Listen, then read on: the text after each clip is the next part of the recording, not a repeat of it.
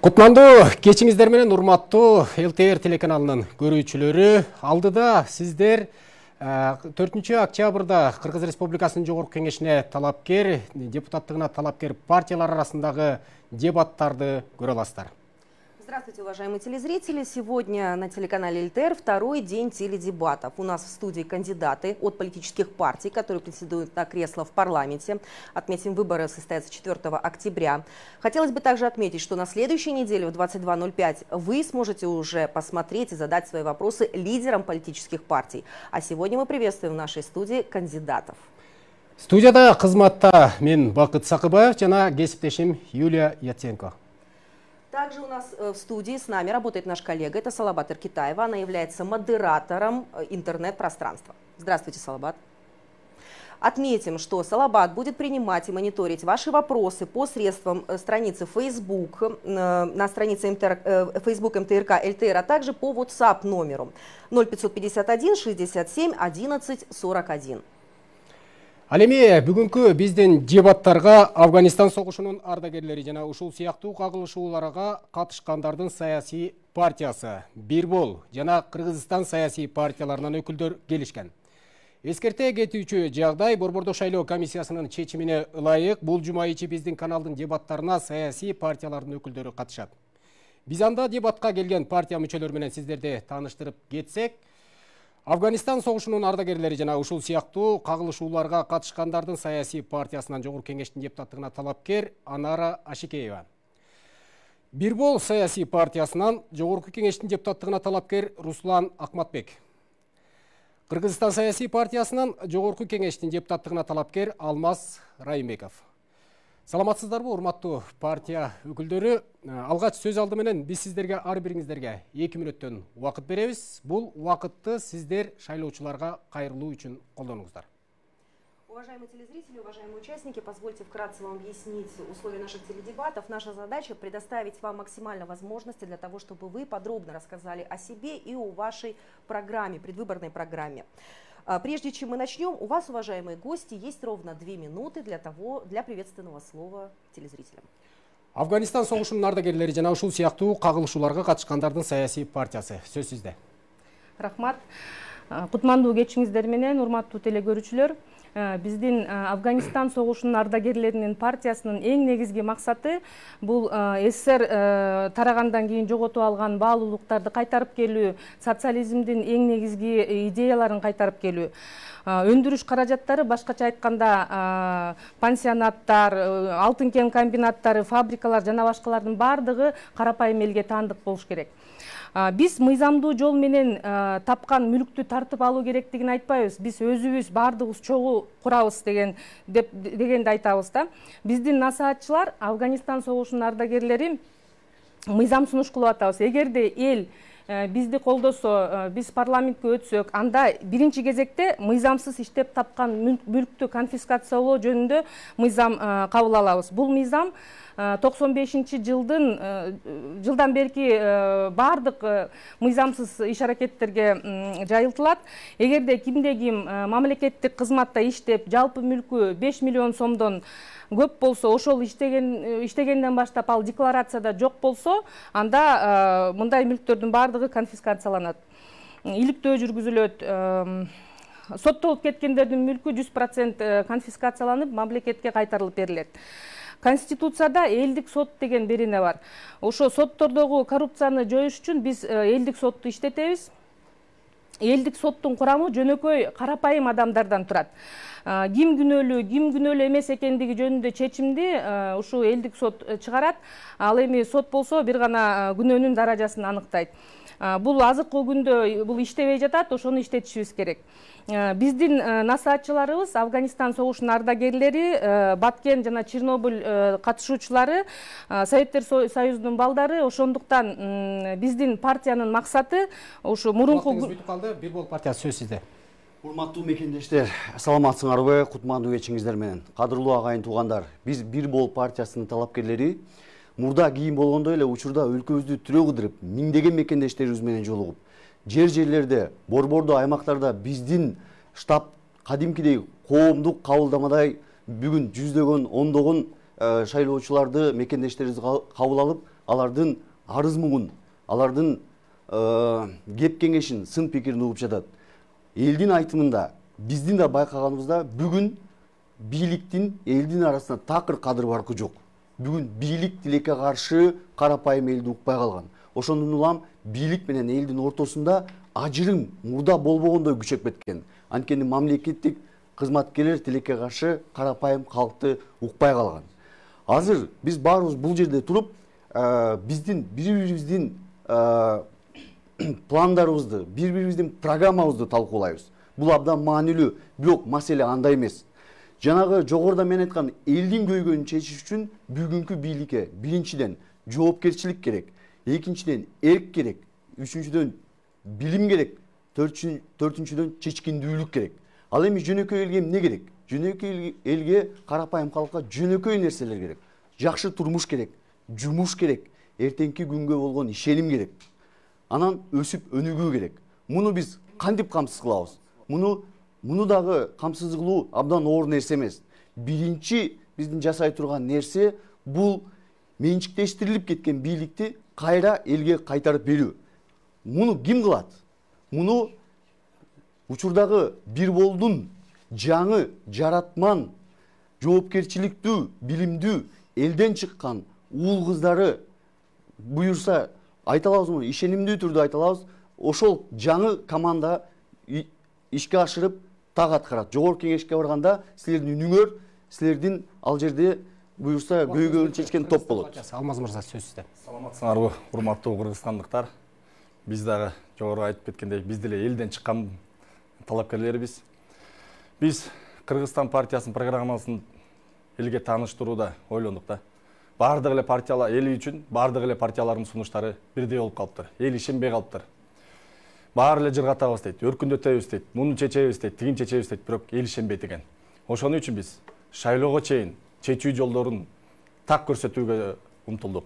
Бул биз Санарип Кыргызстан платформасын ишке киргизгени тууралуу айтып берейин. Бүгүнкү күндө бардыгыбыз эле баягы куру ваадалар берип келебиз. Тигин чечиш керек, бул чечиш керек, бирок чечилбей келет.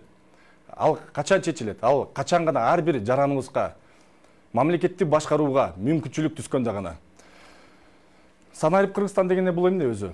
Бул биз ойлодук телефон аркылуу мамлекеттик кызматкерге сунуш, ага талап коюу, анын ишмерине баа берүү, региондо, айылда, шаарда, райондо, өлкөдө инвесторго болгон сунуштун куралы. Мыйзамдарды сунуштоого мүмкүнчүлүк түзүлөт, көйгөйлөрдү чечүү сунушу түзүлөт платформа аркылуу. Биз элдин үнү социалдык тармактарда акыркы убакта калып жатат. Ал чечилбей калат, көзөмөлгө алынбай калат. Биз платформа аркылуу кантип чечиш керек, чечилбесе эмне себептен чечилбей жатканын эми ачык айкын чыгарабыз. Буга эмне керек? Буга элдин эрки керек. Ар бир жаранга мүмкүнчүлүк түзүп берип Санарип Кыргызстан платформасы аркылуу аларга шайлоо алдында эле эмес, шайлоо убагында эле мүмкүнчүлүк бербей, 365 күн бир жылда мүмкүнчүлүк түзүп беребиз. Алар ушул Санарип Кыргызстан платформасы аркылуу мамлекеттибизге сунуштап, аларда мүмкүнчүлүгүн сунуштаганда гана күчтүү мамлекет түзө алабыз. Биз дебаттардан өткөн эрежелерине көңүлүңүздөрдү бурабыз. Дебаттар 3 раундда өтөт. Биринчи раундда биз тараптан сиздерге 2-ден 4 суроо берилет. 2 кыргыз тилинде, 2 суроо орус тилинде берилмекчи. Анын ар бирине 1 мүнөттөн жооп бересиздер. 2 мүнөттөн жооп бересиздер. 8 мүнөт убактыңыздар кетет. Ал эми экинчи раундда сиздер каршылаш партияларга суроо берүү мүмкүнчүлүгүңүздөр бар. 2-ден суроо бересиздер каршылаш партияларга. Ага 1 мүнөт убактыңыздар кетет.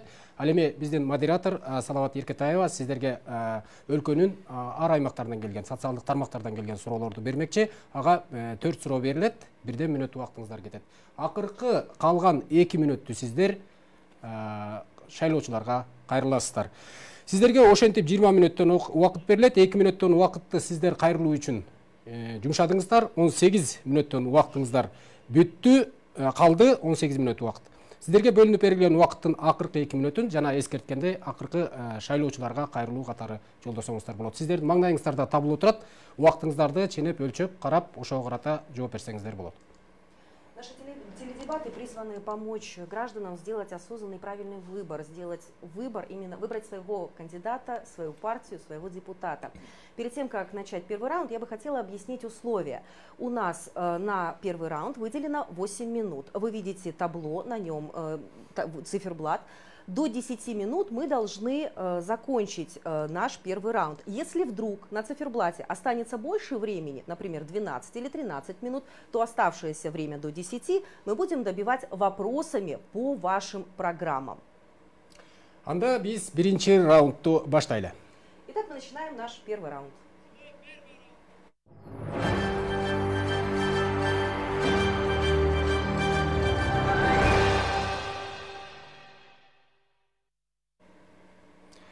Анда эреже боюнча биринчи суроону тартип менен биз Афганистан согушунун ардагерлери жана ушул сыяктуу кагылышууларга катышкандардын саясий партиясына жөнөтмөкчүбүз.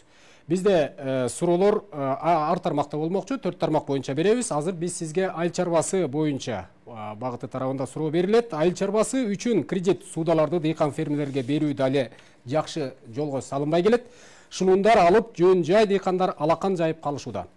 Шайлоонун астында баарыңар бул багытта иштейбиз, пайызын азайтабыз деген популисттик чакырыктарды айтасыңар, иш жүзүндө бул маселе көйгөйлүү бойдон калып келет.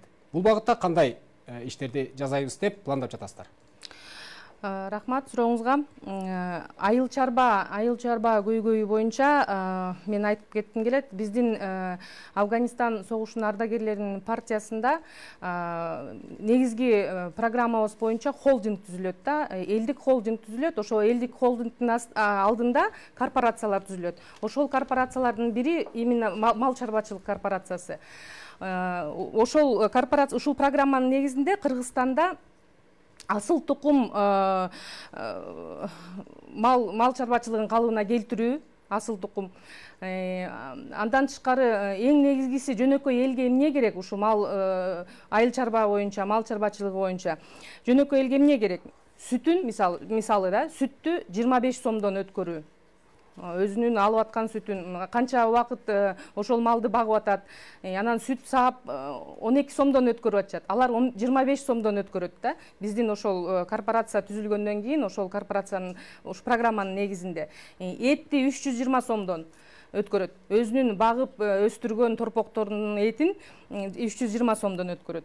Адилет сатып алуу бааларды түзүү киргизүү да биздин программанын негизинде. Жүн 300 сомдон килограммын жүндү. Төө бурчакты 200 сомдон, тамеки 200 сомдон өткөрүлөт. Именно корпорациянын өзүнө да, корпорациянын өзүнө. Ушул биздин программанын негизинде турат. Руслан Мырза, сөз сизде. Бул жерде эң негизги маселе баягыл айыл чарба өнүктүрүүдө жанагы кредит маселесинде биз биринчиден кредитти мындай берип эле койбой, ошо кредитти алып, ал кредитти иштетүүгө дыйкандарды биринчиден окутуп даярдап өткөрүш керек. Бирок айыл чарбада эң негизги проблема мындай. Бизде бүгүн Минсельхоз бар, айыл чарба министрлиги бар. Бирок өлкөбүздө бир айыл чарба тармагында жүргүзүлгөн бир мындай бир туруктуу бир саясат жок да. Минсельхоз эмне кылат? Үлөн таратат, ГСМ таратат. Болду, ошо менен дыйкандар өзүнчө жашайт, айыл чарба министрлиги өзүнчө жашайт. Биз эң чоң маани бере турган нерсе кайра иштетүүгө биз маани беришибиз керек. Кайра иштетүүнү биз бүгүн эгер колго алсак, биз азыр эмне кылып атабыз? Чийки зат боюнча сыртка чыгарып сатып атабыз. Алар бизге кайра иштетилип, кайра бизге муну келип биз кымбатыраак алып атабыз. Сырттан келген мисалы дыйкандар колдонгон нерселердин баарын биз деген жанагы НДСтен бошотушубуз керек. Анан айыл чарбага биз деген жаңы технологияларды алып келишибиз керек. Мына кичинекей эле Голландия, кичинекей эле Израиль эмне кылып атат? Биз жанагы тамчылатуу колдонуу, жаңы технологияларды, заманбап жанагы кошуналарды колдонгон технологияларды алып келсек, бүгүн бизде айыл чарба аябай эле эффективдүү болот. Биздеги жанагы кооперативдерди дагы биз жандандырышыбыз керек. Үлүш болуп кичинекей жерлер болуп калган, алар масштаб боюнча, стандарт боюнча биз башка өлкөлөр менен мындай атаандаша албайбыз. Биз бүгүн алардын баарын бириктирип кооперативге бириктиришибиз керек. Кооперативге бириккенде гана биз жанагы экспорт маселесин чече алабыз.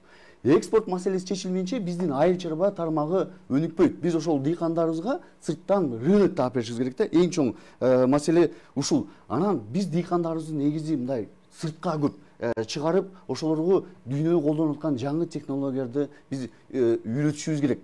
Анан муну жалгыз эле айыл чарба баягы министрлигине жүктөп койбой, бул дыйкандардын маселесини жалпы бир улуттук күн тартипке алып келип иштешибиз керек да.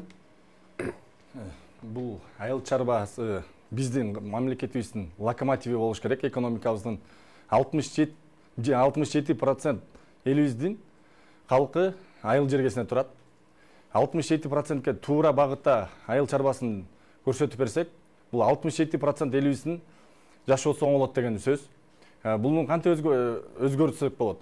Бул Россия-Кыргыз фондунан 70%-ын айыл чарбасына жумшашыбыз керек. Бул деген биз айтып кете тургандай социалдык Санарип Кыргызстан платформасы аркылуу биз так көрсөтө алдык. Кантип өнүктүрсөк болот экен? Bir aymak, bir işkeri деген мен түстік, программаны түскенбіз. Ар bir аймаққа жылына 2 миллион сомнан которсок, видео суда которсок, алардан минимум дегенде 3 жыл 3 орын жумуш орын түзсөк болот экен. 453 айыл өкмөтүбүз бар экен. Ошондо 5 жылда 7,5 мың жумуш орын түзүлүп калат экен. Ээсин эсептебегенде.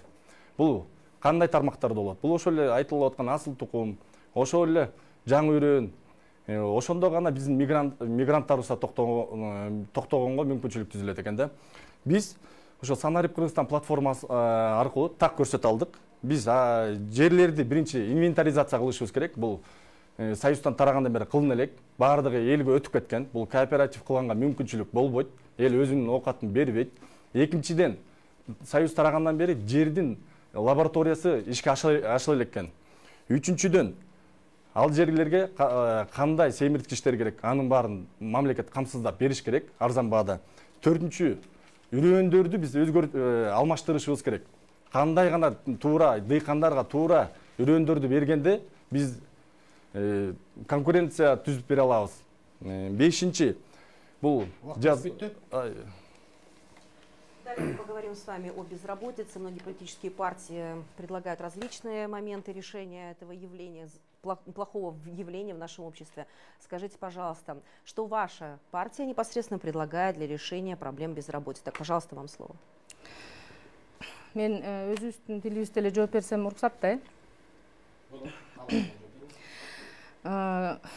Жумушсуздук көйгөйү боюнча биздин партиянын программасынын негизинде эң негизгиси мындай деп айтсак болот да, ушул элдик холдинг курулганда анын астындагы корпорациялардын ичинен мисалы элдик үй куруу корпорациясы бар.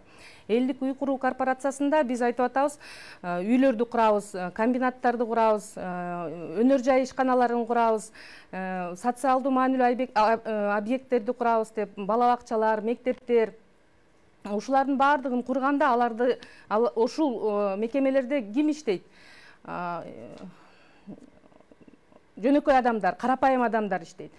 Мисалы, ушу элдик үй куруу корпорациясынын негизинде эле, ошол эле корпорациянын негизинде 15 000 жумуш орду менен камсыздалат жөнөкөй карапайым адамдар. Бул бир эле программанын негизинде. Андан тышкары мал чарбачылык корпорациясынын негизинде 20 000ден ашык орун менен камсыздалат жөнөкөй адамдар. Бул сандардын баарын мен асмандан алып айтып аткан жокмун. Мунун баардыгын биз тактап эсептеп чыкканбыз. Эгерде кызык болсо, программаны ачып биздин таанышып чыксаңыздар болот. Мындан тышкары дагы туризм жагынан, медицина жагынан, билим берүү жагынан дагы көптөгөн иш орундары менен камсыздала турган көп маселелер бар биздин программада. Как партия Бирбол? Да, безработица, безусловно, самая главная проблема. Это вопрос развития, это вопрос увеличения доходов, это вопрос сокращения потока мигрантов. Сегодня официальная статистика гласит, что 5,3% безработицы, но там пугает, что в основном молодежь, большая часть этого составляет молодежь. И здесь надо, знаете, работать по нескольким направлениям. Первое направление, мы должны вернуться именно к вопросу образования, потому что мы сами помогаем безработице. Мы готовим именно не специалистов, мы готовим таких людей, которые получают дипломы. а мы должны готовить специалистов. На сегодняшний день, да, они на 4-5 лет как бы занимаются учебой, и эта масса, она не видна, но потом по завершению этого учебного процесса они становятся автоматически многие безработными. Многие молодые люди работают не по специальности. Мы предлагаем вот, обратить внимание в образование, то есть интегрировать образование и бизнес. У нас работники и работодатели, они не интегрированы. Они работают в разных других направлениях. Второе, у нас нет ресурсов, мы это должны понимать. Мы должны развивать, у нас вот статистика гласит, что только 8% выпускников школ предпочитают технические специальности, и только из них 2% IT.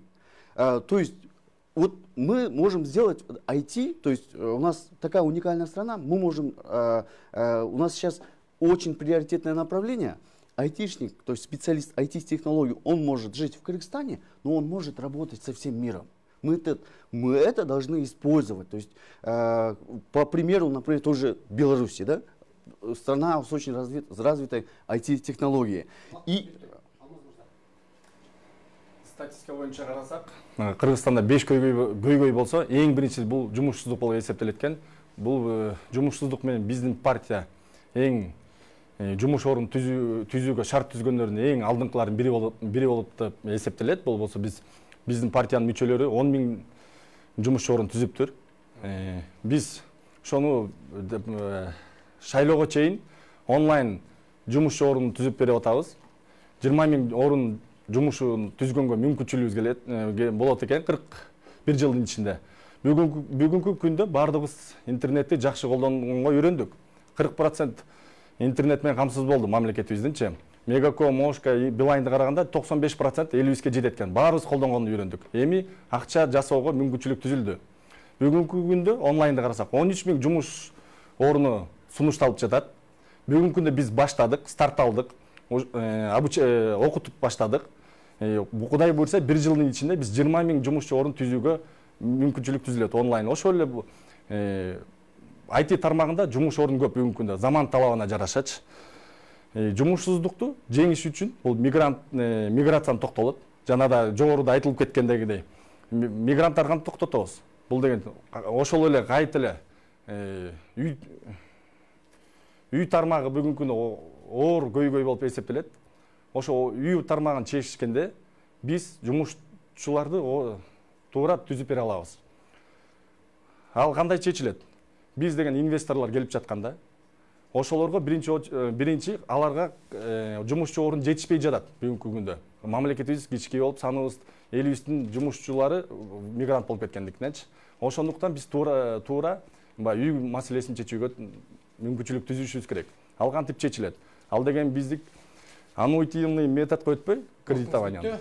Кийинки суроого өтөлү. Жаш үй бүлөлөрдү социалдык жактан татыктуу колдоо боюнча кандай пландарыңыздар бар?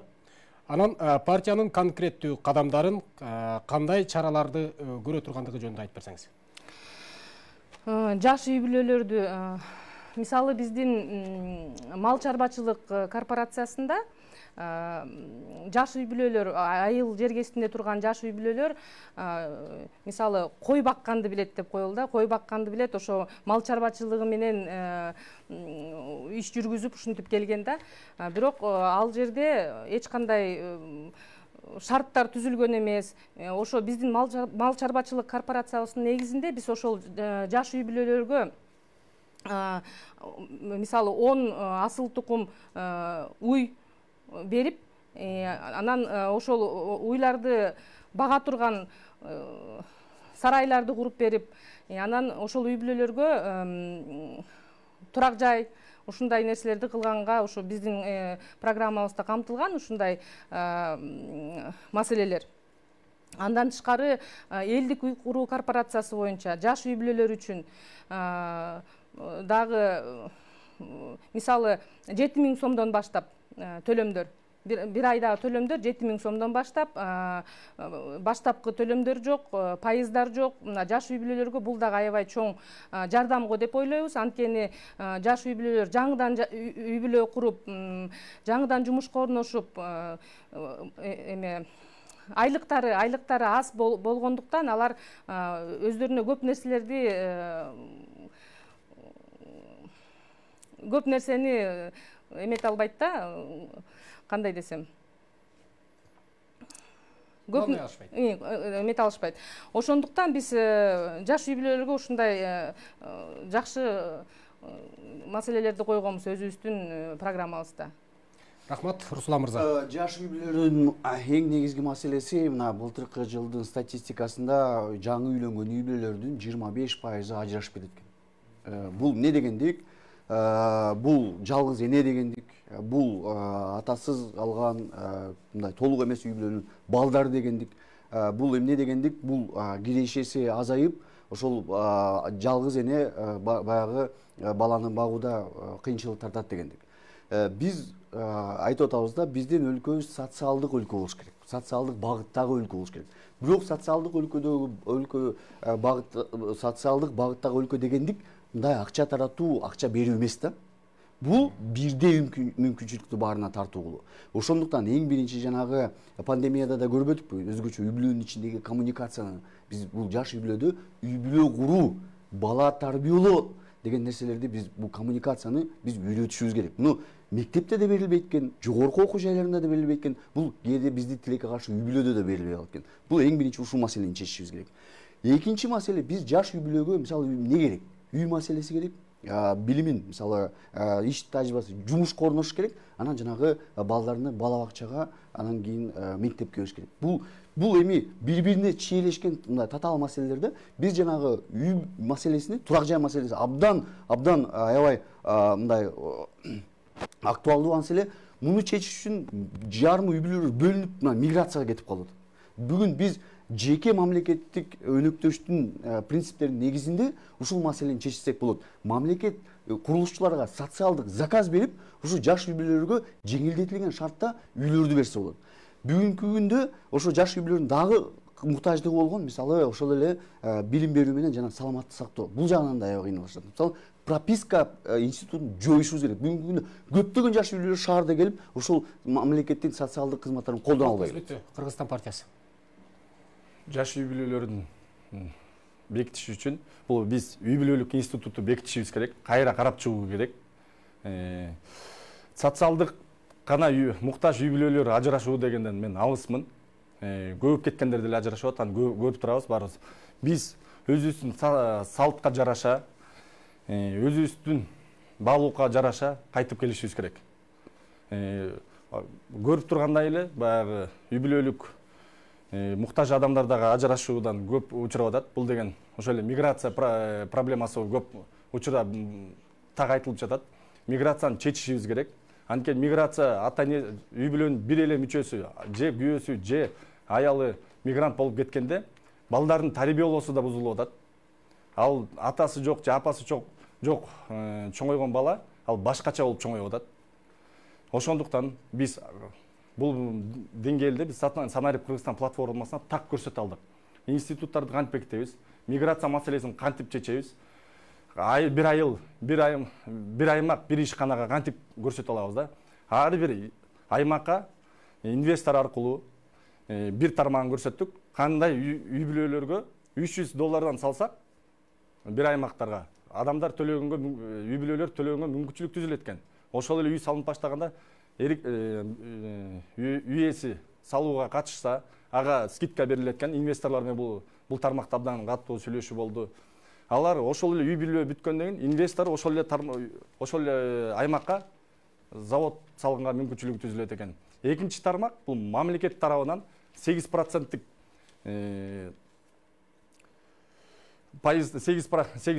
пайыздагы кредит берсе, насыя берсе, бул 3 миллион сом берсе эгерде, бирок аннуитивный методдон катышыбыз керек.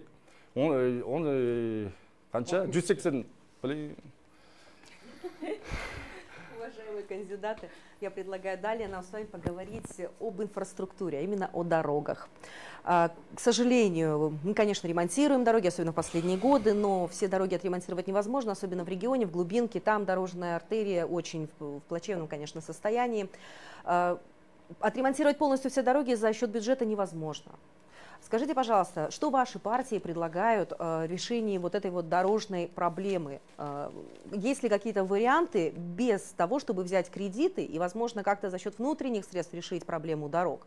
Вот по поводу дорожной инфраструктуры, пожалуйста, вам слово. Аябай жакшы суроо болду.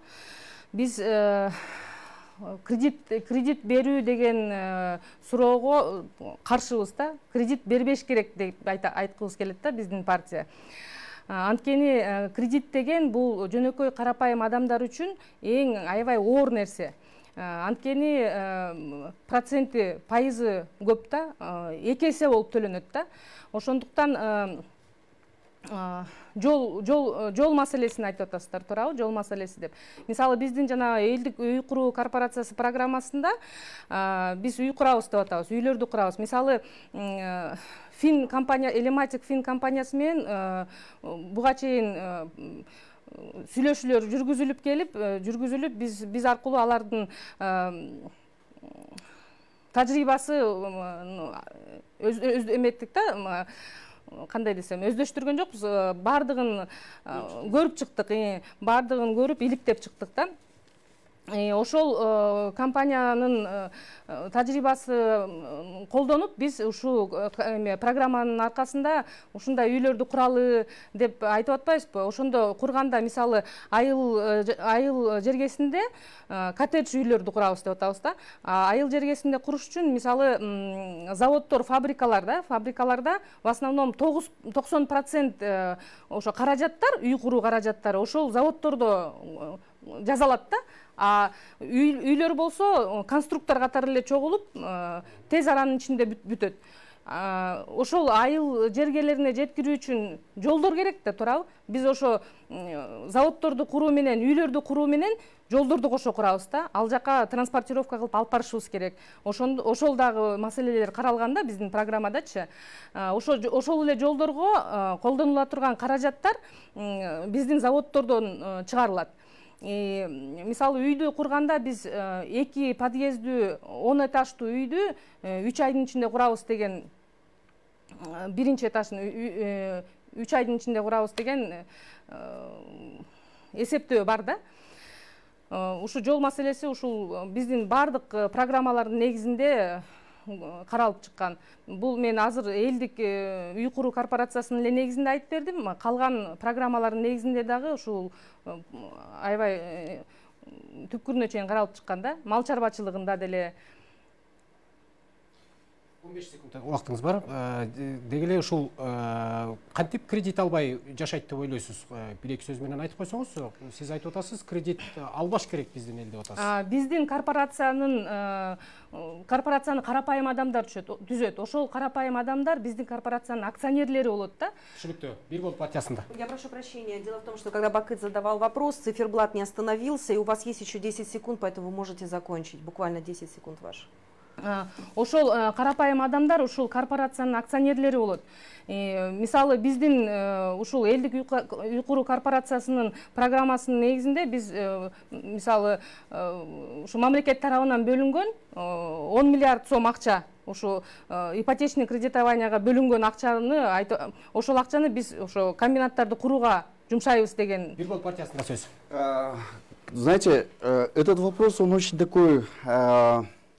Кыргызстан вообще по качеству инфраструктуры он занимает где-то 122 место в мире. Инфраструктура очень важна, потому что это качество жизни, это экономика, это развитие экономики. У нас вот именно строительство дорог, она самая коррупционная. Чуть ли километр он не доходит до 2 миллионов. Это превышает нормы, то есть международной практики выше. Да? Плохо, что вот эта помощь, которая основная масса, то есть объем помощи, который мы получили, или кредитов, она именно израсходована на вот эту сферу, да, строительство дорог и энергетику. И что плачевно, за это вот никто не ответил. Вот я даже вот знаю, что был год назад большой чиновник, да, министр или замминистра, руководящий, он попался как бы... Его выгнали с собрания, то есть обвинили в том, что он замешан в коррупции. Но этот человек, он идет сейчас в списках политическая партия. То есть это случается только у нас, в Кыргызстане. По поводу строительства дорог, здесь то есть без привлечения иностранной помощи или иностранных инвесторов или международной помощи в нашем положении не обойтись. То есть мы первое должны решить эффективность использования этих средств. И должны те люди, которые были замешаны в коррупции, использовали по коррупционным методам построили эти дороги. И эти дороги, как вы сказали, мы их каждый год меняем. То есть они должны отвечать. Но здесь строительство, обновление инфраструктуры очень важно, потому что мы должны здесь привлекать наших отечественных предпринимателей и предприятий. Государство должно выступать в роли заказчика и использовать новые технологии. Кыргызстан Республикасына келген грант менен кредиттин көбү бул 2,8 миллиард акча бул жолго кеткен. Бирок туура эмес кеткен, так баарыбыз көрүп турабыз. Каяка эң эле чоң коррупция бул Минтранста деп айтсак болот да. Биз Санарип Кыргызстан платформасы аркылуу жолдорго кеткен каражатты жана сапатын көзөмөлгө алууга биз элге мүмкүнчүлүк түзүп берип жатабыз да. Биз жолдорду, бул биздин жолдор мамлекетибиздин тамыры болгондуктан жолго кетирген каражатты аябашыбыз керек, туура пайдаланышыбыз керек. Ички ресурстарыбыз туура пайдалана албай жатат. Көптөгөн ресурстар бар жолго табуу жолуначы. Анан асфальт жолдон стандарттарды алмаштырышыбыз керек. Биз бетонный жолдорго өтүшүбүз керек. Өнүккөн өлкөлөр бетонный жолдорго өтүп атышат. Бетонный жолго өткөндө биздин цементный заводдорубуз туура иштеп башташат. Ошо эле Аравандагы заводубуз, Канттагы заводдор, туура заводдордун тармактары бүгүнкү күндө даяр. Алар ошол жолго салууга мүмкүнчүлүктөрү бар экен. Алар менен сүйлөшкөнбүз, биздин партиянын мүчөлөрү. Биз жолго туура гана мамиле жасаганда инвесторлор да келип баштайт. Жол бул биздин тамырыбыз. Бүгүнкү күндө 2,8 миллиард деген өтө оор акча да, мындай айткандачы. Ушунча акчаны туура пайдаланылбаганга өкүндүрөт да. Мындан баштап биздин партияны сунуштап жатабыз. Элге көзөмөлгө алышыбыз керек. Биздин Санарип Кыргызстан платформасы аркылуу келген кредитти дагы, грантты дагы биз көзөмөлгө алууга мүмкүнчүлүгүбүздү түзөбүз. Рахмат. Урматтуу талапкерлер, биз тараптан берилүүчү суроолор ушун менен жыйынтыкталды. Биз дебаттардын экинчи раундуна өтөбүз. Благодарим вас за ваши полные ответы. Жаль, что не осталось дополнительное время, потому что у нас были достаточно интересные вопросы по вашей программе. Первый раунд подошел к своему завершению. Мы переходим ко второму раунду.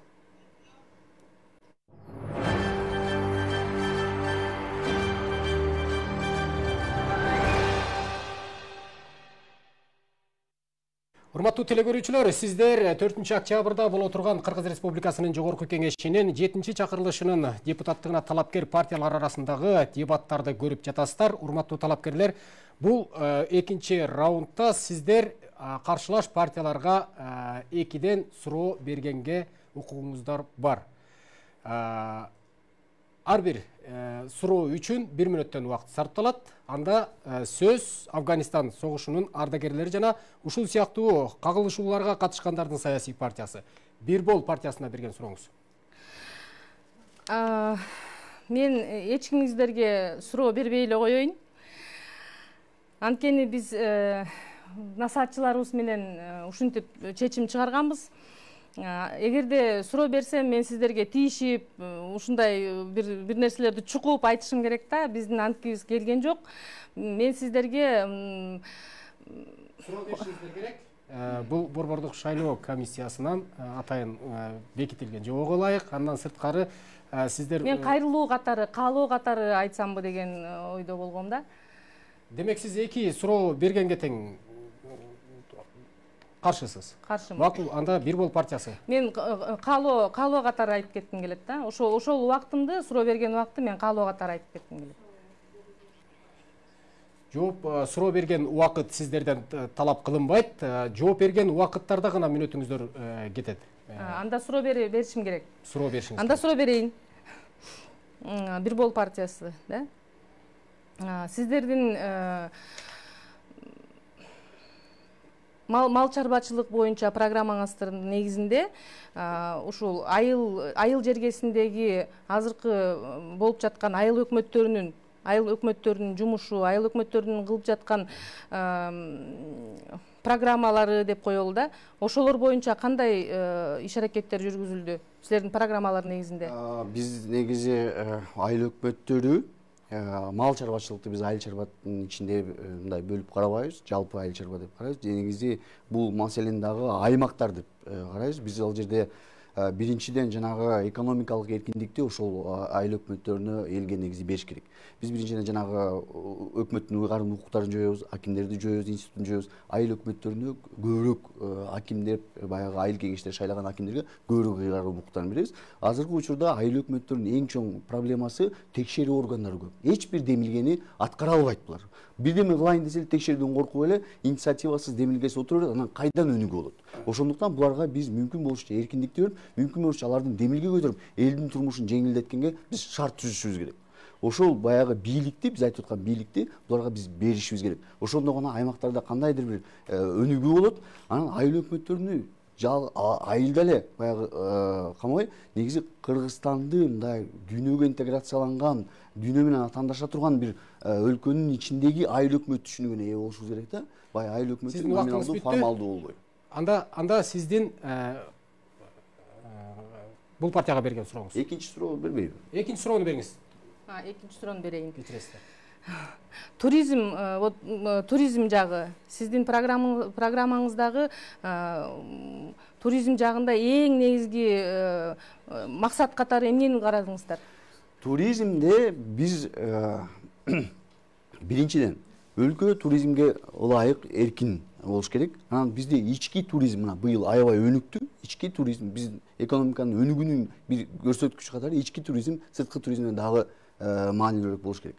Биз туризм десе эле баягы көл 2 айды карап атпайбызбы? Бирок бүгүнкү күндө мисалы ошол эле көлдү эле ала турган болсок, 2 ай эс алуучу, күзүндө спорт чыңдоочу, андан кийин кышында баягы эмелерди баарыбыз билебиз, Биз ошондой Ысык көл областынын мисалы жалпысынан мындай туризм хаб бир гана Кыргызстандын эмес, жалпы Орто Азиянын бир туризм борборуна айландыргыбыз келип атат да. Мындай багыттар абдан көп. Ошол жанагы инфраструктура маселесин биз кеңейтсек, жана туалеттерди оңдосок. Бир партиясы Афганистан согушунун ардагерлери жана ушул сыяктуу кагылышууларга катышкандардын саясий партиясына берген сурооңуз. Мен бир нерсе аябай мен үчүн силердин партияңарда бир нерсе аябай түшүнүксүз да. Мисалы ветеран деп атпайбызбы биз жанагы локал эмелерге согуштарга катышкан Афганистан. Анан ошонун кандайча жаштар канаты болуп калат да. Ветерандар болуп жүрүп эле анан ошол согуш ардагерлеринин эмесинин жаштар канаты кандайча болуп калат. Бул жаштар канаты эмне менен элек? Бул согушту, ошол согуштун милитаризацияны пропагандалообу, же болбосо тескерисинче тынчтыкты пропагандалообу? Жаштар канаты эмне менен элек силерде? Сиздин жүйөсү кандай дейм да? Ал жерге жаштар канатын уюштурулуп. Сиздин сурооңузду эгерде туура түшүнгөн болсом, сиз айтып атасыз, биздин ушу Афганистан согушунун ардагерлеринин, ветерандардын арасында эмне үчүн жаштар жүрөт деген суроо болуп атабы?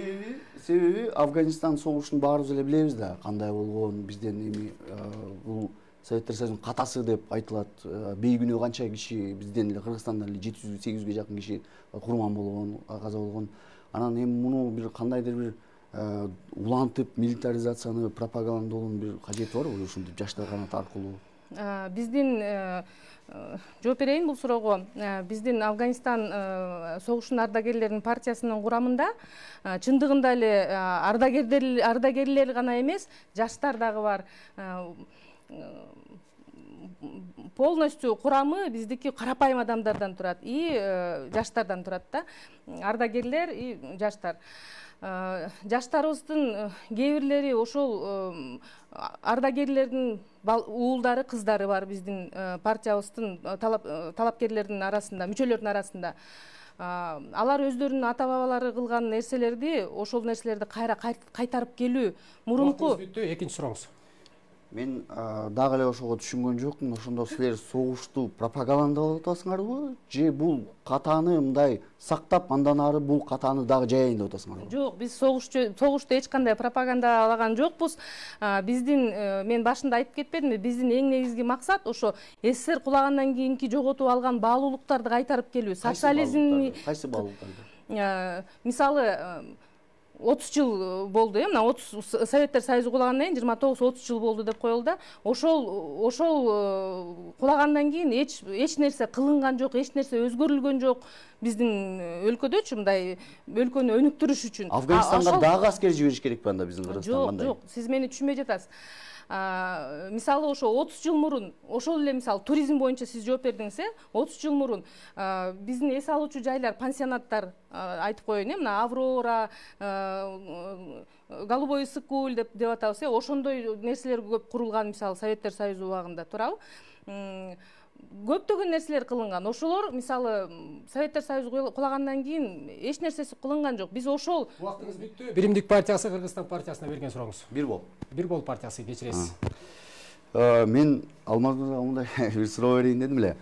Мисалы баягы Кыргызстан партиясы жанагыдай бир чуулганда окуя болбоду, шайлоонун алкагында жанагы кеч алып келип, анан ар кандай сотко чейин барды, митинг болду, анан ошол жерде көп нерсе чыкты. Мисалы ошол жерде мисалы митингде кыргыз элине баягы бармак көрсөтүлдү, анан негизи тиги бул арак өндүрүлгөн компаниянын түптөгөн партиясы деп айтылып атат. Анан жанагы бир топ эле ОПГ чуулганда окуялар менен контрабанда ал бул ызчуу менен анан мисалы партиянын ичинде мүчөлөрүнгө китепкана сатылып ушундай көп аралашып калды. Анан мен жөн жаран катары сурагым келет да, ушундай партиянын Кыргызстан деген мисалы ошо митингтерде деле көрдүк, ар кандай адамдар жүрдү, мисалы кээ бир сепети болгон адамдарды көрдүк. Ошолордун Кыргызстан деген атты алууга канчалык эмеси бар да, мындай моралдык укугу бар да ушул партиянынчы. Башка бир ат тандаса болбойт беле? Жалпы Кыргызстанга мындай көзсүпөгөндөй болуп калып атат да. Биринчиден ЦИКтин чечимин туура эмес деп сот чечти. Биз укуктук мамлекетте жашап аткандан кийин соттун чечимине баш ийишибиз керек. Бир гана эмес, эки соттон утуп келдик. Бул ал жерде биздин катабыз жок болчу. Бул ЦИКтин катасы деп эле өздөрү мойнуна алышты. Сот кабыл алды. Ал жерден биз бардык юридикалык жактан норманы сактаганбыз. Анан жанагы кол көрсөткөн боюнча айтып кетели. Ал боюнча иликтөө болду бизде. Ал адамыбыз кечирим сурады, эмоцияга алдырып койдум деп айтты. Ал деле биздин сторонниктердин бири экен. Ал адамды дагы провокация кылыштыр чоң казат тараптан. Ал адам ошо эмоцияга алдырып койдум деп кечирим сурады. Кечирим сурады ал киши. Адам болгондон кийин бул биз жашап аткандан кийин баардыгыбыз адашат экенбиз. Ал адамды адаштым деп кечирим эмоцияга алдырып койдум деп көрсөттү. Кечирим сурады. Экинчи, арак заводтука айтып атасыңар, Бул эми арак заводун мен мындай айтканда ошол кишинин 100гө жакын заводу бар экен. Ошол экинчи суроом, мисалы мен дагы баягы жолдо баратып, анан кийин азыр угуп атып дагы аябай эме болдум да. Силер баягы сүйүнчү деген сөздүн мындай баркын кетиргендей болуп калдыңар да. Мисалы Кыргызстан партиясы биринчи шайлоого барганда берген убадаларынын 6 гана пайызын аткарыптыр. Ушул сүйүнчү деген маселе дагы ошол жерде аткарылбаптыр. Силер муну экинчи жолу кайра баягы мисалы сүйүнчү деп айта албай калдык да, мындай эркин түрдөчү. Анткени бул баягы эле тамашага чалынып эле кайра аткарылбай сүйүнчү деген сөз жана Кыргызстан деген сөздүн баркы кеткендей эле сүйүнчү деген сөздүн дагы баркы кетти да бул кыргыз элиндечи. Ушул нерсе канчалык керек беле, бар беле бул нерсе, муну мен сүйүнчү пул боюнча айтып кетейин. Аткарылган жок да биринчи шайлоо. Аткарылды 2015ке чейин эч ким алчу эмес да. 2015тен баштап биздин жок, биз баштадык да, этап менен келатабыз да аны дагы. Эми баарыбыз эле балдарыбыз Гарвардта окуса дейбиз, Оксфорд окуса дейбиз, бир жерден барып окуп атышпайбы алар деле. Биз дагы жакшы ниет менен программанын алкагын алып кеткенбиз. Бүгүнкү күндө 50 миңден алгандар бар. 3 бала төрөгөндөр болсо алып атышат. Биз этап менен бул жолу болсо эгиз төрөгөндөргө деп ниет кылдык. Анан каржылаа булактарын биз Санарип Кыргызстан платформасы аркылуу көрсөткөнгө аракет кылабыз. Каяктан табабыз? кандай булактар болот экен. Сүйүнчү пул 2017-жылы кирип баштады. Бүгүнкү күндө бир жылда 159 000 адам алат экен. Ошондо биз санасак 4 000 сом бул шаарда, айылдарда жашагандар экен. Тоолуу аймактарда 22 000 киши алат экен, 5 000 сомдон. 50 000ден эч ким ала элек. Алып атпайбы? 3төн төрөгөн энелер алып атпайбы? Ар бир баласына 50 000 сомдон алып атат. Бул четинен болсо дагы этап менен алынып баштады. Бул келе жаткан биз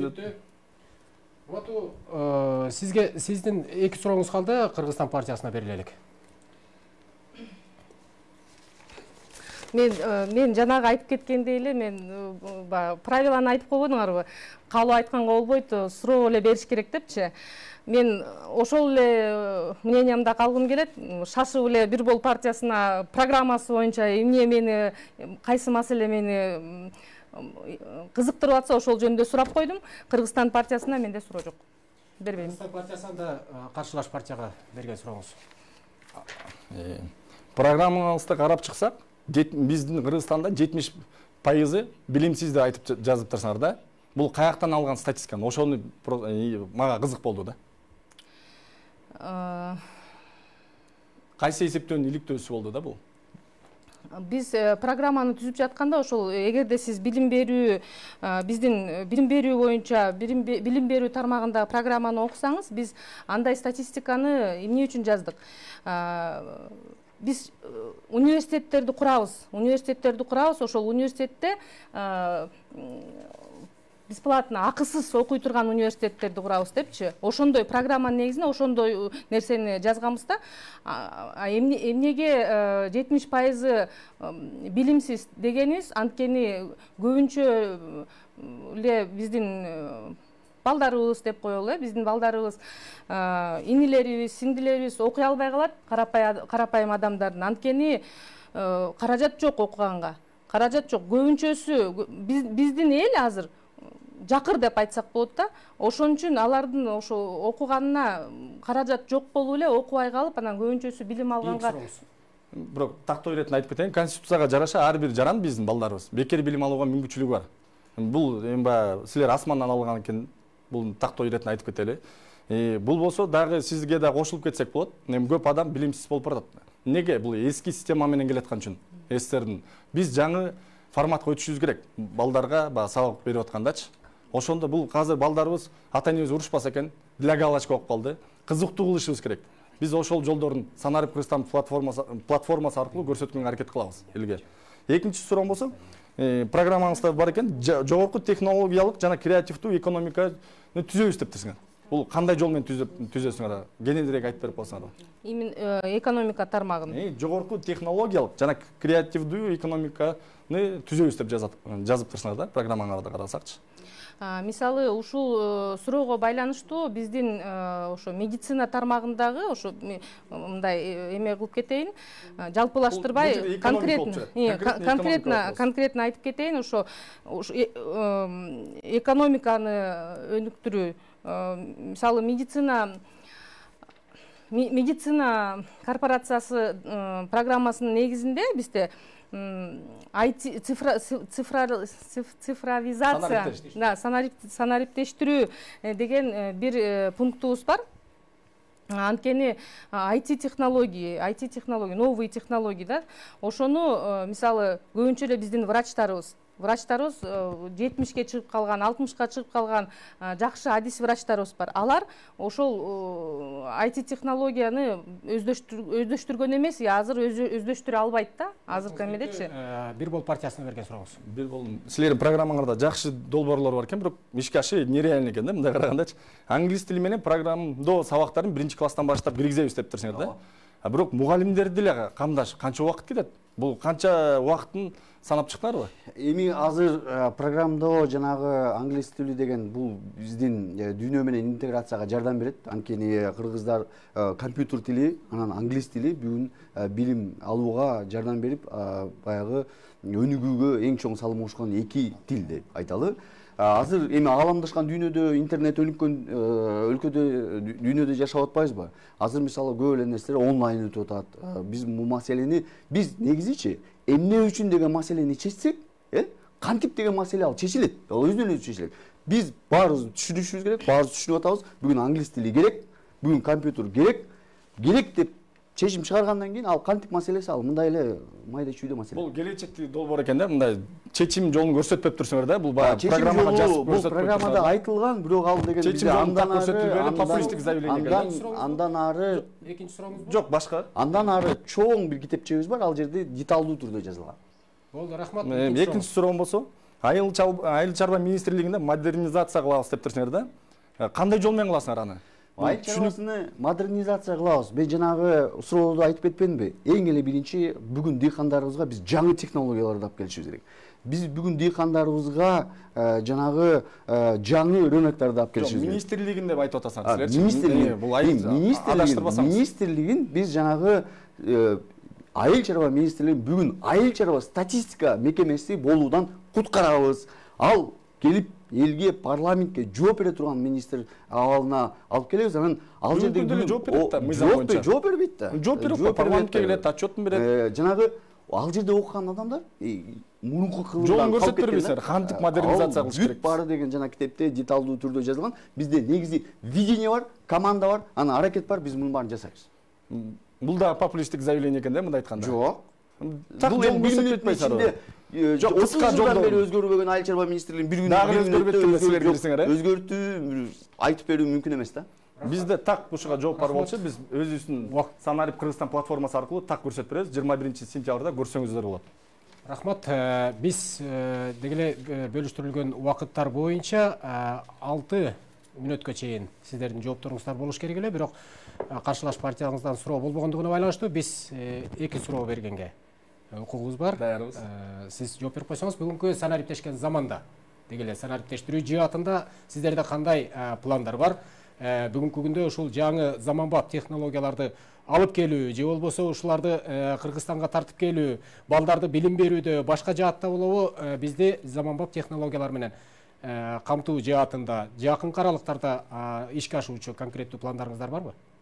Биздин эң конкреттүү программабыздын бири болуп Санарип Кыргызстан платформасын түздүк. Биз 21-сентябрда так элге көрсөтөбүз. Ал жерде ар бир жаранга мүмкүнчүлүк түзүп берип атабыз. Телефон аркылуу эле мамлекеттик кызматкерлерди башкаранга, аларга сунуштарын сунуштаганга, алардын ишине баа бергенге, мыйзамдарды сунуштаганга, Кыргыз Республикасынын конституциясына жараша 79-беренеге ылайык ар бир жаран өзүнүн мыйзамын сунуштаганга мүмкүнчүлүгү бар. Ошону ошол эле фискалдык органдарды кандай келип жатат, QR код менен кандай иш кылганга баардык мүмкүнчүлүктөрдү биз Санарип Кыргызстан платформасы аркылуу түзгөнгө аракет кылдык. Биз аны так көрсөтө алабыз. Бизге келип жаткан грант, кредиттин баарын көзөмөлгө алынат. Социалдык тармактарды, социалдык көйгөйлөрдү чечкен жолун көрсөтүп беребиз. Санарип аркылуу. Ошол эле тазалыктын жумушу өтө жеңилдейт. Мындай айтканда. Дагы бир суроо, убактыңыз бүттү. Туризм жаатында дегеле акыркы жылдары мына буреки пандемиянын шартында туристтердин келиши дагы бир топ азайды окшойт. Муну менен катар эми алдыда жаңы баягы заманга өтүү шартында ушу сиздердин келишиңиздер менен ушу туристтерди көбөйтүү, сырттан туристтерди тартып келүү жаатында бир пландарыңыздар барбы? Биз тоолуу аймак болгондуктан 93% биздин мамлекетибиздин тоолуу аймак болгондуктан биз туризмге өтө чоң басым койдук. Тоолуу ысык көлдөй берметибиз турганда. Бул ошо Санарип Кыргызстан платформасы аркылуу ар бир аймакты эми биз туристтерге мүмкүнчүлүк кылып көрсөтө алабыз дүйнө жүзүнө. Ар бир аймагыбыздын потенциалын көрсөткөнгө мүмкүнчүлүк болот. Кандай тарыхый, медициналык жактан кандай мүмкүнчүлүктөрүбүз бар, окуу жагынан кандай мүмкүнчүлүгүбүз бар. Ошондой ар бир туризмдин классификациясына бөлүп көрсөтүп бере алабыз. Бүгүнкү күндө биздин туризмди өнүктүрө турган органдар такыр туура эмес иштеп жатат. Кыргыз туризмге окшогондор. Алар 15 миллион сом акчаны жок кылбай, аны 44 районго так көрсөтүп берген, 44 районго акчаны бөлгөндө 783 миң сомдон бөлүнмөк экен. Ошондо эле 44 райондун акимиятынын ичинде бири-бири менен атаандаштык пайда болгондо, ар бир район өзүнүн кандай мүмкүнчүлүктөрү бар экен көрсөтүлмөк. Биз Кудай буйруса. Рахмат. Сиздер, урматтуу телекөрүүчүлөр, сиздер дебаттардын экинчи раундундагы каршылаш партиялардын бири-бирине болгон суроо жоопторун уктуңуздар. Биз дебаттардын 3-раундуна өтөбүз.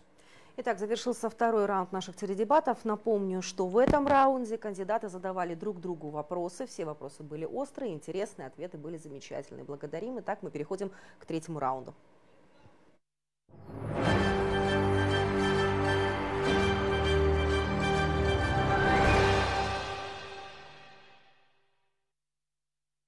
Үчүнчү раунд башталды. Теледебаттын шарты боюнча келген партия мүчөлөрүнө өлкөнүн ар аймактарынан интернет аркылуу, соц тармактар аркылуу келген суроолорго мүмкүнчүлүк бермекчибиз. Салават Эркетаева бизде суроолор менен тааныштырмакчы.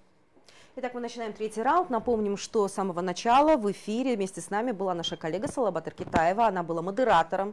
Все это время она следила за вашими вопросами, уважаемые телезрители, интернет-пользователи. И сейчас она выбрала для наших кандидатов два общих вопроса. Они будут заданы всем трем кандидатам.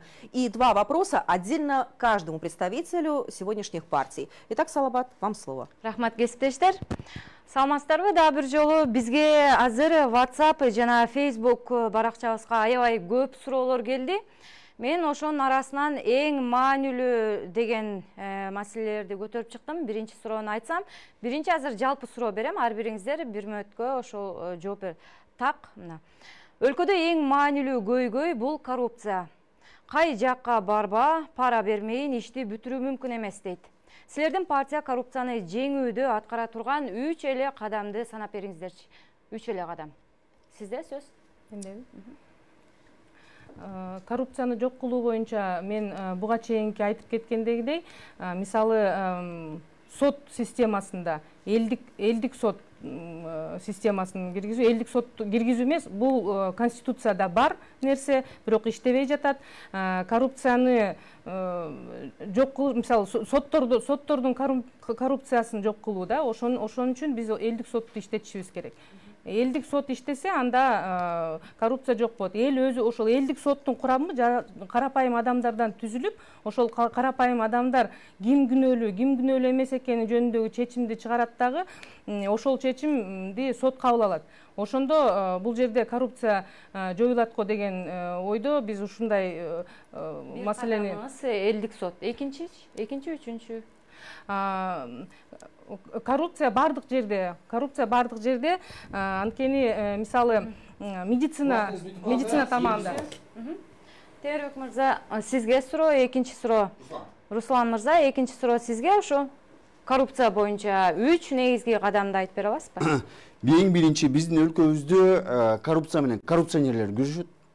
Биз ошону жоюшубуз керек. Же болбосо коррупция менен күрөшпөйт эч ким.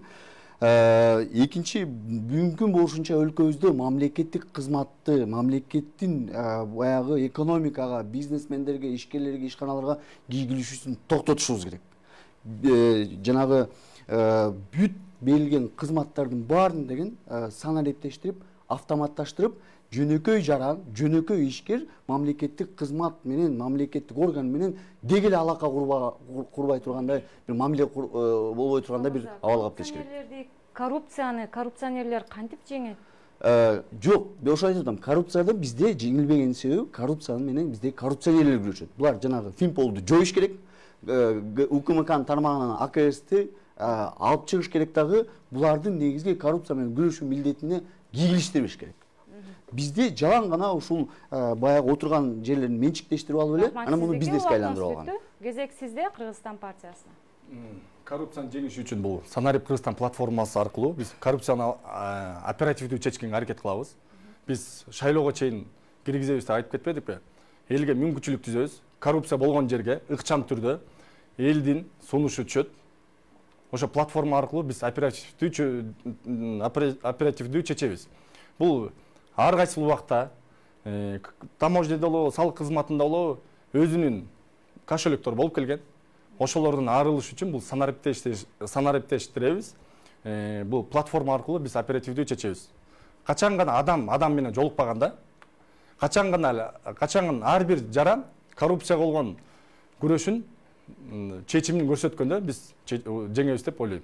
Канча жылда ишке ашат деп ойлойсуз? Толук кандуу? Биз кыска убакыттын ичинде Санарип Кыргызстан платформасын эл кандай кабыл алса өзүнө ошондун ылдамдыгы да ошондон баягы айтканда зависит этет да.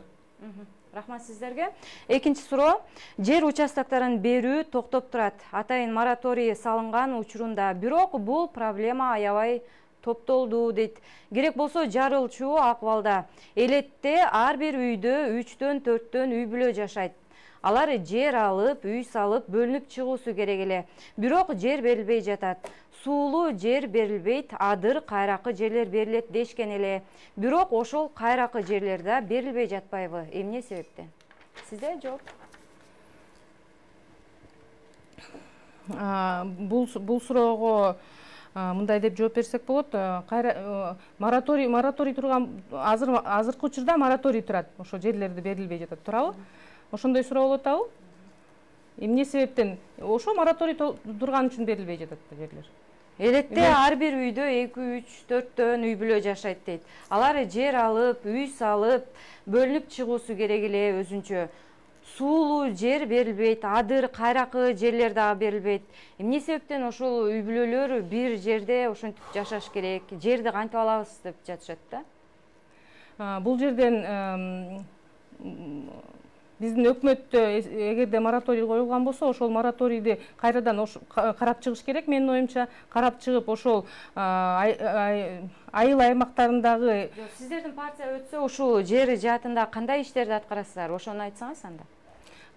Биз эгерде биз парламентке өтсөк, мен буга чейин айтып кеткендей, элдик үй корпорациясынын негизинде да, в основном ошол корпорациянын негизинде, мисалы, айыл жергесиндеги жашоочулар деп коелу, айыл жергесинде жашоочуларга биздин корпорациянын негизинде ошол жерлерди бергенге шарттар түзүлөт. Сиздер Руслан жалпы эле ушул баардык эле маселелерде болгондо, ушул маселеде да аябай укуксуздук болуп кетти да. Баягы күчкө салып эле, мисалы бирөөнүн укугунун акысын төлөп эле баскынч жер басып алып эле, анан кийин аны легалдаштыра албай, трансформация албай аябай көп мындай чыңалууга да алып келген маселелер болду. Бул жерде биз бир нерсени эске алышыбыз керек. Айдоо жерлерин биз бербешибиз керек. Бул азык түлүк коопсуздугу. Биз айдоо жер азыр бүт деген бишектин тегерегиндеги жерлердин баары, айдоо жерлердин баары берилип кетти, бирок эртең эмне кийебиз, биз өзүбүздү кантип багабыз деген маселе.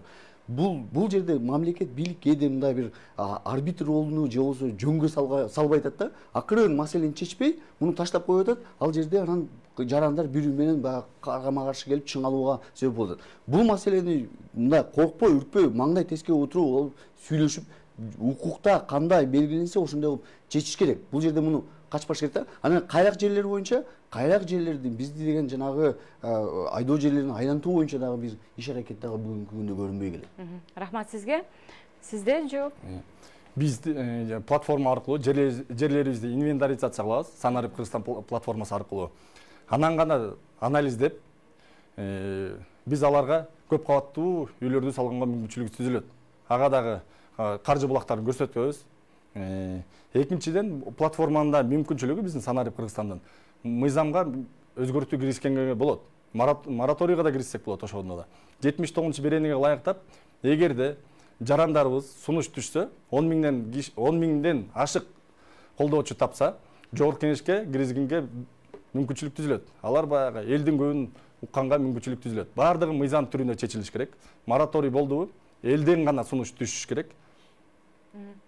Инвентаризация жүргүзүү керек деп жатасыз. Канча жылда ишке ашырасыздар? Мисалы, ушул элдер үйү жок, ошентип бир үйдө 3-4 үй бүлө жашап жаткандардын маселесин кантип чече аласыздар? Бүгүнкү күндө баягы Санариптин заманы болуп турганда бул өтө ыкчам чечилет. Ар бир аймак өзүнүн жерлерин инвентаризация кылса, Санарип аркылуу бул өтө чечкиндүүлүк керек. Элдин дагы мүмкүнчүлүгү түзүлөт. Ар бир жараныбызга мамлекетти башкарууга мүмкүнчүлүк түзүп берип атпайбызбы бул платформа аркылуу? Ошого жараша чечебиз. Рахмат. Эми азыр болсо ар бир партияга суроо берсем, Анарайым, сизге биринчи суроо. Афганистан партиясы эмне себептен жогорку кеңешке аттанып жатат дейт? Эмне себептен жогорку кеңешке аттанып жатасыздар? Биздин жогорку кеңешке аттанып жаткан себеби бизде идея бар. Биз ошо буга чейин айтып келип атпайбызбы? Биз башка партиялар сыяктуу бизге кошулгула, биз менен болгула деп жаткан жокпуз. Биз ошол идеянын тегерегинде бололу, ошол идеяны колдогула деп ошондой чакырык кылып атабыз да. Бизде идея бар. Биздин программабызда реалдуу нерселер айтылган, реалдуу цифралар жазылган. Реалдуу дегенде эмнени айтып жатасыз? Кандай мисалы? Биз мисалы элдик үй куруу корпорациясы боюнча карапайым адамдарга өздүк турак жай деп атпайбызбы? 7000 сомдон баштап айына төлөмдөр, пайыздар жок, алгачкы төлөмдөр жок деп. Ушулардын бардыгы биз ошо Элематик Фин компаниясы менен буга чейинки жүргүзүлгөн переговорлор негизинде айтып атабыз да. Булардын баары саналып чыккан. Ошол себептен биздин программада биздин идея үчүн ошону. Экинчи суроо сиздердин партияга эле. Айтсаңыздар, Афганистан партиясынын тизмесинде кимдер бар, дарамети кандай? Биздин Афганистан партиясынын тизмесинин биринчи 5 кишисинин ичинен 2 медик, 2 мугалим, 1 юрист. Биринчи 5 тизмеде. Ал эми алгачкы 35 талапкердин ичинде тизмесинде 6 медик, 7 окутуучу, 4 экономист, 1 журналист, 1 магистратура студенти, 6 техникалык билими бар адистер, 1 фермер кирди. Бул биринчи 35 киши да биздин тизмебизде берилген партиянын тизмесинде. Рахмат сизге. Бирбол партиясына суроом. Руслан мырза, айтсаңыз, Бирбол парламентке келсеңиздер, эң биринчи аткара турган ишиңиздер эмне? Кадамыңыздар кандай болот? Биздин эң биринчи аткара турган ишибиз бул шайлоо мыйзамына өзгөртүү киргизип, шайлоо мыйзамын толугу менен баштан өзгөртүү. Анткени шайлоо мыйзамы бүгүн тилекке каршы бир админ ресурс мыйзамы болуп калган, бийликчил гана партиялар өтө турган мыйзам болуп калган. Элдин мүнөзүн чагылдырган партиялар өтпөй тургандай кылып, мындай эркиндикти кеске чектеген бир мыйзам болуп, бизде ошон үчүн 30 жылдан бери биздин Кыргызстанда адилеттүү шайлоо өтө элек да. Ошондуктан эң биринчи бул шайлоо деген көйнөктүн биринчи топчусу экен да. Биринчи топчуну эгер биз туура топчуласак, калган топчуларды да туура топчулайбыз. Ошондуктан биринчи кадамыбыз ушу шайлоо мыйзамын алмаштырып, анан экинчи биздин жасай турган ишибиз ушу пандемиядан кийинки кыйынчылыктарды жеңип, бул ишкерлерге мүмкүн болушунча эркиндик берип, аларды азыр кыйынчылыктан чыгарып кетүү. Пандемия деп жакшы айттыңыз. Экинчи суроо, ушул пандемия шартында Бирбол саясий партиясы экономика тармагын кантип калыбына келтире алат? Азыр учурда ишкерлер абдан кыйналып атат. Абдан кыйналып атат. Себеби дегенде сатып алуу мүмкүнчүлүгү баарында түшүп кетти. Ишканалар көп айдан бери иштебей, толук камдуу иштебей калды. Мисалы, жумуш орундары кыскарып атат, салык кыскарып атат. Биз бул ишкерлерге каражат жагынан жардам беришибиз керек. Каражат таап беришибиз керек. Анткени биз алган жардам алган каражаттарды биз башка жергелерге коротуп коюп атабыз. Бюджеттен жытыктарын жабыз. Бирок биз унутпашыбыз керек. Эртең салык чогулта турган, социалдык маселелерди чече турган ушул орто жана чакан ишканалар, ошолор иш орундарын түзөт, ошолор салыкты түзөт, ошолор өлкөнүн эртеңки өнүгүүсүн камсыз кылат. Ошондуктан биз биринчи ишибиз бүгүнкү күндө орто жана чакан ишканалардын мүмкүн болушунча аларды биринчиден урушубуз керек. Алардын муктаждыктарын биз сураганын бериш керек. Үчүнчүдөн биз деген экономиканы жалпы видениени такташыбыз керек. Кайсыл жака баратабыз биз деген. Болбосо биз утурумдук эле маселелерди чечип эле өрт өчүргөндөй болуп келатабыз да. Бул жакшылыкка алып барбайт. Анткени экономикада ташталган кадамдар бул дароо жыйынтыгын бербейт. Бул 3, 4, 5 айдан кийин жыйынтыгын берет. Бул биз буну эске алыш керек. Азыр кышта келет. Жообуңузга кийинки суроо Кыргызстан партиясына. Айтсаңыз, Кыргызстан партиясы пенсияны 3 эсе көтөрөбүз деп жатасыздар. Бул канчалык деңгээлде реалдуу убада? Биз бардык нерсени айтууда биринчи анализ деп туруп айтабыз. Санарип Кыргызстан платформасы аркылуу биз анализдегенбиз. Ошондо орточо жашоо корзинасы 17 000 сом экен. Бүгүнкү күндө мугалимдердики 15 000 сом айлык экен. Врачтардыкы 10 000 айланасында болот экен да, мед кызматкерлерге. Пенсионерлерге азыр айтууга дагы оозубуз барбайт да. Уялаганыбызданчы. Биз ушу 600 000ден ашык пенсионерибиз бар экен. Аларга ушу өмүр бою мамлекет үчүн, эл үчүн кызмат кылган адамдарга туура пенсия берилбегенге бул бизге өкүнүчтүү. Ошондуктан биз саясий Санарип Кыргызстан платформасы аркылуу так көрсөтүп бердик каржы булактарын. Кайсыл тарапта бул ошол эле фуги тармагын алганда 200 ишкана туруп бар экен. 100 иштеп жатат, жакшы деңгээлде иштөө мүмкүнчүлүгүн пайдалана албай атат. Жүзү жабылып турат. Ошолорго ГЧП түзсөк, бир жылда 1,5-2 миллиард сом түшөт экен. Ошондой эле электрондук закуп боюнча 70 миллиард сом экен. 70 миллиард сомду аукцион аркылуу электрондоштурсак 2 миллиард сомда түшөт экен. Ички биздин каражатты туура колдонгонду үйрөнгөндө ошондо күчүбүздү туура пайдаланып. Экинчи суроону узатсам, Кыргызстан партиясы 5 жыл мурдакы программасынын канча пайызын ишке ашырды? Ушул боюнча кененирээк токтоп кетсем, бир гана партияда, бир эле партия 75 өзүнүн процент депутаттары менен кайта кийинки шайлоого катат. Башка партиялар бир мурунку составын мындай айтканда 10-15 эле экен санап көрсөк. Ошол эле бир бол партиясын алсак, ошол эле республика башка партиялар атабай эле коюн. 2-3 эле кишиси барат экен. Анан баягы убадалар бары куру убада боюнча калып калат экен. Жаңы лицолор менен чыгып атабыз депчи. Биз туруктуу партияларыбызды көрсөтүп, 75 адамыбыз калып, биз бир команда экенин көрсөттүк. Убадаларыбыздын баарын аткара алган жокпуз. Биз бүгүнкү күндө анын үстүнөн кантип иштейбиз, аны дагы тажрыйба алдык. Бүгүнкү күндө башка партиялар тажрыйбасы келип эле популисттик менен. Жооңуз үчүн кесиптештер, эми сөздү сиздерге узатам. Рахмат, саламат, урматтуу талапкерлер. Теледебаттын башында биз сиздерге эскерткенбиз, таблодо турган мүнөтүңүздөрдү сиздер шайлоочуларыңыздар үчүн арнасаңыздар болот. Демек, табло көрсөткөн убакыттар 0 секундту көрсөткүчөктү. Сиздер өз шайлоочуларыңыздарга кайрылганга мүмкүнчүлүгүңүздөр бар. Уважаемые кандидаты, наш последний завершающий раунд подошел к своему завершению, и у вас осталось время, ваше законное время для вашего завершающего слова, обращения к нашим избирателям. Пожалуйста.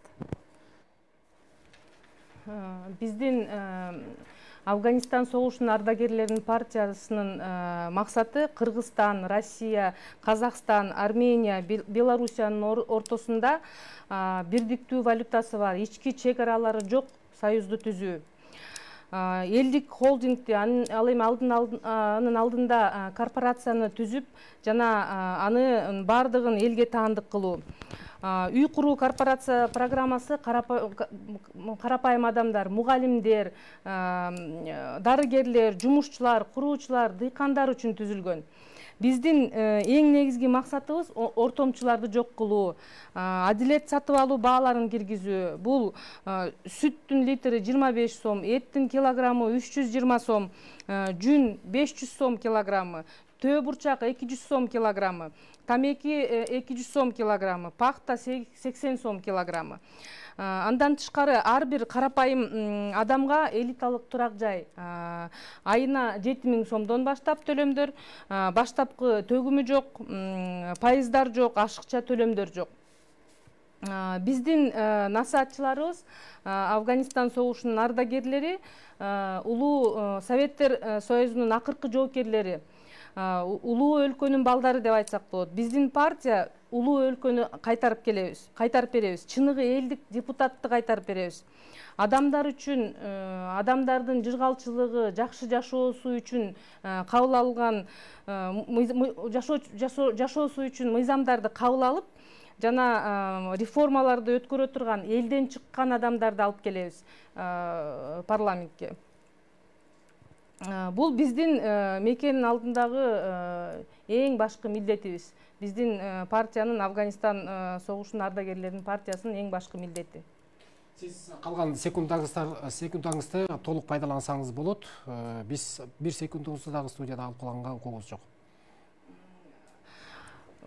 Биздин партиянын максаты, дагы бир максаттарынын бири ушул союзду түзүү деп айтпадымбы? Бирдиктүү валютасы бар, ички чек арасы жок союзду түзүү. Бул максаттын негизинде биз көптөгөн иш аракеттерди жүргүзөбүз деп ойлойм. Убактыңыз бүттү.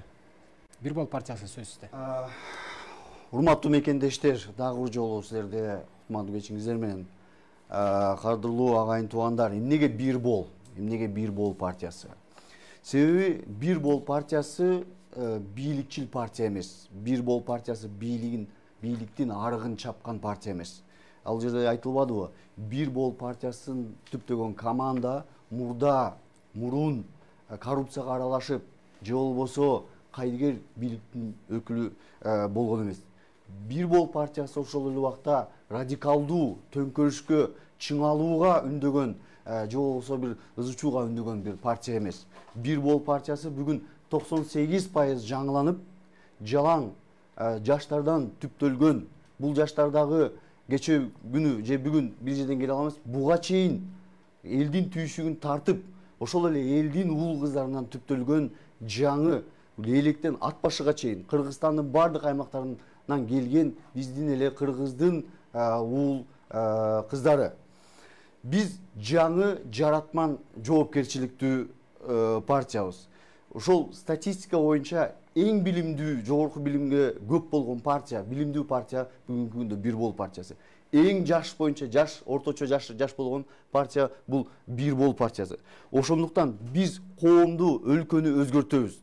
Карыз сураган, жалдыраган, жалтактаган өлкөдөн биз буюрса өз алдынча оокат кылган эркин, эгемен өлкөгө айландырабыз. Коомду дагы өз алдынча оокат кылып, дүйнө менен атандашкан бир кыргыз жараны статусуна буюрса алып келебиз, жан үрөйбүз деп аябай аракет жасайбыз. Урматтуу мекендешим, биз азыр бийликти элге кайтарып берүү убагы келди. Анткени азыркы алдыбыздагы шайлоо эмес, тандоо убагы. Же өлкөбүз бир бурулуш жасайт, же мындан ары Кудай сактасын биз өлкөбүздө абдан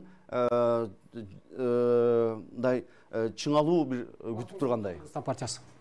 Урматтуу кыргызстандыктар, биз курук сөздөн алыс болуп ишке өтсөк, баары эле куруу адасын билет, элге беребиз деп, биз платформа аркылуу шайлоого чейин биз мүмкүнчүлүк түзүп беребиз. Шайлоодон кийинки дегенге убакыт жок.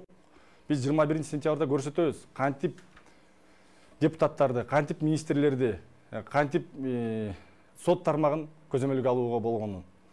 Биздин партияда жалаң гана профессионалдар чогулган. 7000 жумушчу орун түзүлгөн экен.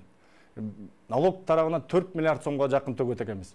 Биздин партия туруктуу партия болгондуктан туруктуу Кыргызстанды түзө алат. Урматтуу элим, курук сөздөн ишке өтсөк, биздин платформа аркылуу көрсөтүп берип атабыз. Мыйзамга, ар бир жараныбызга кандай гана мамлекетти башкарсак болот деп платформа аркылуу эмне деген мүмкүнчүлүк түзүп атабыз. Иш жүзүнө көрсөтүп атабыз. Ошол эле мыйзамга киргиз, ар бирибиз мыйзамды сунуштасак, кайдыгер карабасак, ошол эле кадр маселесинде да кайдыгер карабасак, ошол эле инвесторго болгон мамилени, ошол эле туристтерге болгон мамилени туура багытталсак, ар бир өзүбүздүн мамлекетибиз биз үчүн ыйык болгондуктан туура саясатты жүргүзөлү. Элге керектүү мыйзамды эл гана билет. Ошондуктан урматтуу элим, кайрылып кетет элем. Платформага баарыңызда чогуу катышкыла. Ошол платформага эмне көйгөйүңөр болсо, эмне мыйзамыңар болсо, эмне кандай сунушуңар болсо, кандай жакшы кадрыңар болсо сунуштанга мүмкүнчүлүк түзүп атабыз. Сөздөн тажадык го баарыбыз. Курбадан тажадык. Иш көтөлү. Шайлоодон кийин деген убакыт жок. Иш жүзүндө көрсөтөлү. Бардыгыбызды чакырат элем. Туруктуу партия гана сөзүнө турат. Туруктуу партия гана күчтүү Кыргызстанды, туруктуу Кыргызстан түзө алат. 11-15 урматтуу шайлоочулар. Туруктуулукка гана шайлайлы. Рахмат, урматтуу саясий партиялар, урматтуу бүгүнкү дебатка катышып берген талапкерлер, сиздерге чоң ийгиликтерди каалайбыз.